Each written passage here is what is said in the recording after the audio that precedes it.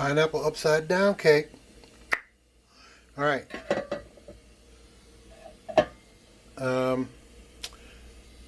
Non-stick cooking spray. And ow, shit, burned my hand. And then we're going to pour melted butter into the bottom. You don't need a whole lot. And this is why you don't need a whole lot.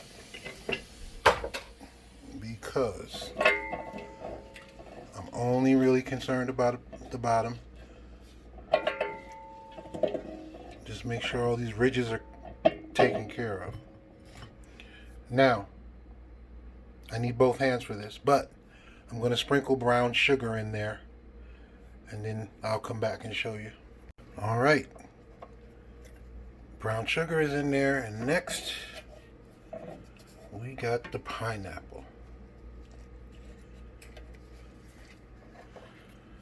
Okay. This is how I like to do it. Start on one end, get the other slice directly across from it. Then do between.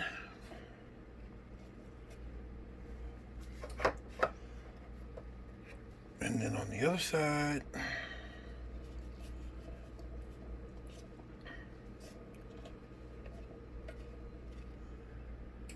All right, do I want to do more? No, I don't.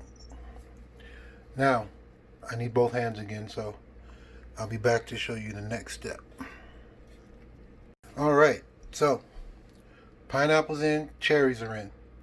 I drained all the juice from the pineapples, and I didn't bother draining the juice from the cherries. You have to use maraschino cherries. It has to be maraschino cherries. Don't get cute and try to get some other cherries. It has to be maraschino cherries. Period.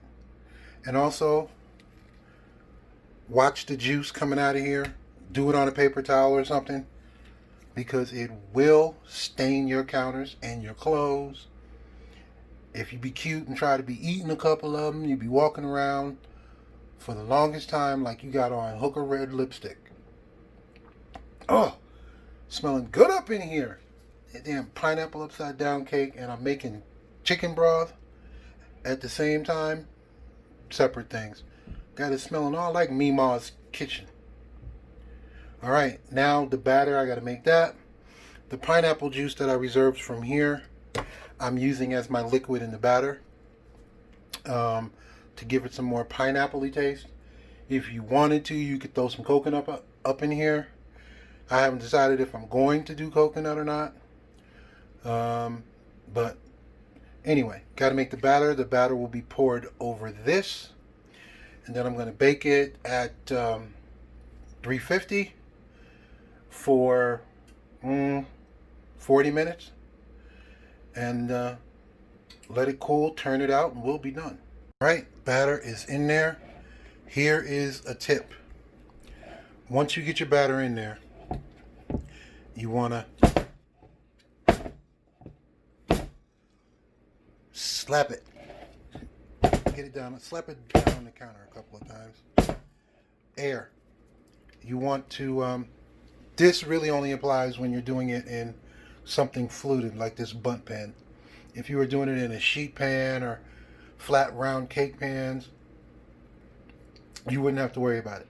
But when you're doing it in something like this, you want the air pockets around the pineapple to fill up with that batter.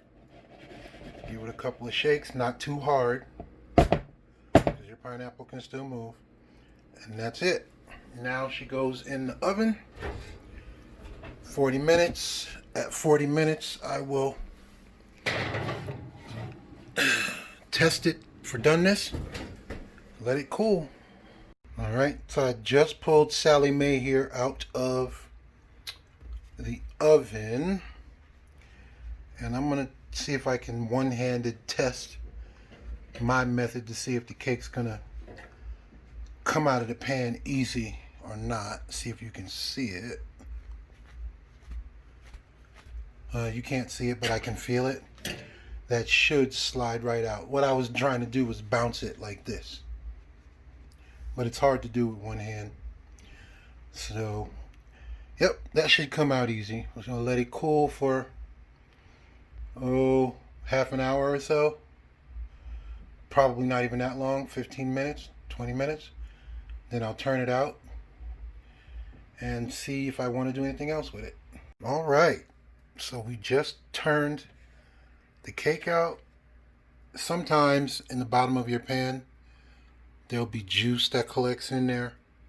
If so, while it's still warm, just pour that juice right on over the top. I didn't think there would be any juice, so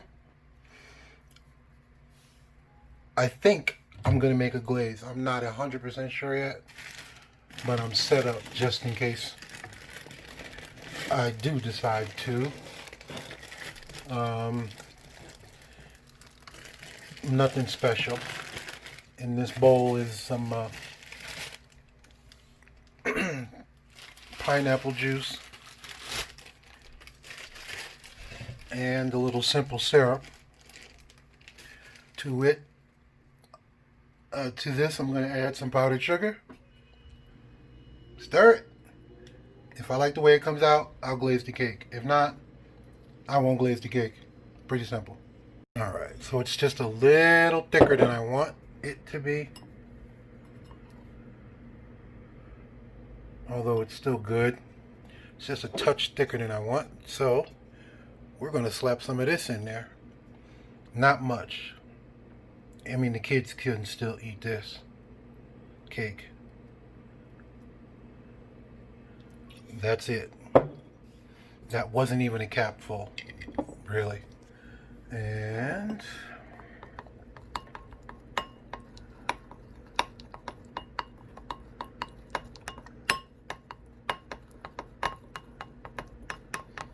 can smell it though.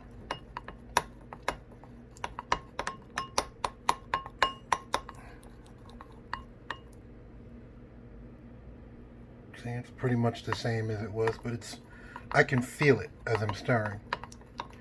It is just a touch lighter, thinner than it was. Okay, that'll do her. So now we're gonna glaze this cake. Pretty simple. Watch how simple this is. Come on.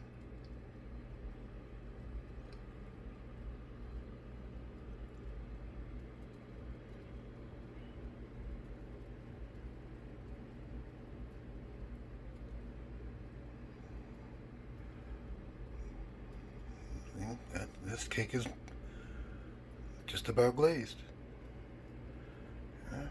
Let's get the outside edges a little bit more.